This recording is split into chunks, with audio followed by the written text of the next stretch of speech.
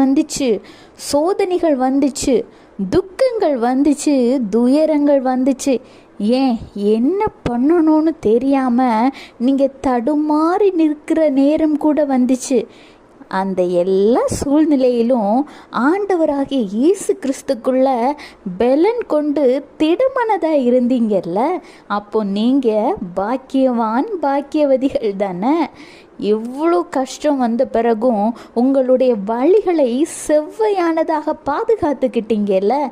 தன்னுடைய சுயநலத்திற்காகவும் இந்த பிரச்சனையிலிருந்து வெளியில் வருவதற்காகவும் தவறான பாதையையோ தவறான செயல்களையோ செய்யாது உங்கள் இருதயங்களை ஆண்டவருக்கு ஒப்பு கொடுத்து செவ்வையான வழிகளை பாதுகாத்து கொண்டனால நீங்கள் தான் பாக்கியவான்கள், நீங்கள் தான் பாக்கியவதிகள். Have a blessed day. Jesus bless you.